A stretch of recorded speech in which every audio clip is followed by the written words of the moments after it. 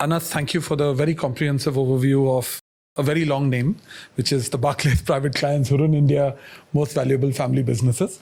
I'll keep it a little short. So firstly, I think, as Shobita was just mentioning, we have a very rich heritage and history of more than 330 years. We've actually been in Asia for upwards of 50 years and in India for more than 30 years now.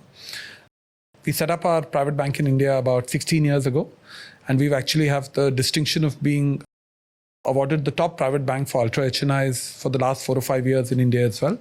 And I think one of the very interesting things that I'd like to point out about both Barclays as well as our association with family businesses has been the fact that we've been very intimately associated with multi-generational family businesses. We bank roughly about 40 to 50% of the Forbes top 100 in India.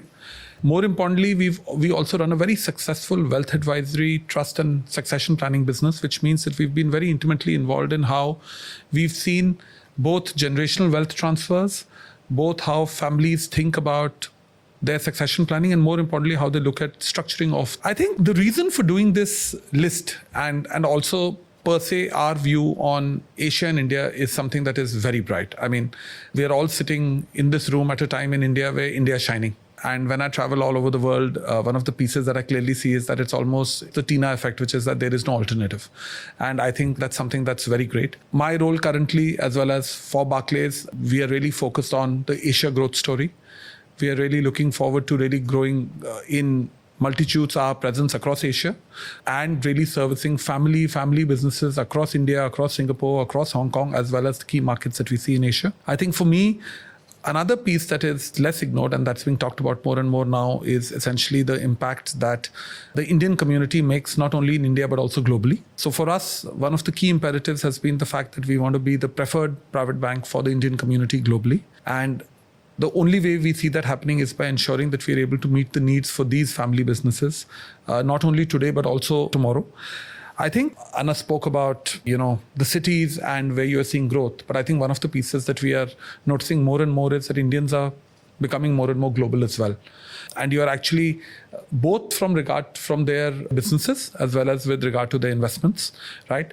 The confidence that you see across family businesses today is a very different confidence, right? In the past, you were looking at businesses to acquire globally. Today, you're looking at markets globally to say that how do you really serve these markets in terms of through the manufacturing prowess and what you build in India. So we'll of course talk about it more in detail shortly, but I think for us, this is our first endeavor towards trying to ensure that we are able to highlight immense and amazing contribution that we see happen from a lot of these family businesses, not only in terms of creating value for themselves as well as for the economy, but also in terms of shaping both the innovation as well as the directional trend that you see for the Indian economy and also putting India on the map. I think no country is greater than the entrepreneurs that you see within that country. And I think for us, really, it is a way of highlighting as well as celebrating the contribution that they've made and in terms of playing a role that we can in terms of helping these businesses meet their aspirations, be it across our investment bank. As you may all know, we have one of the largest investment banks in India.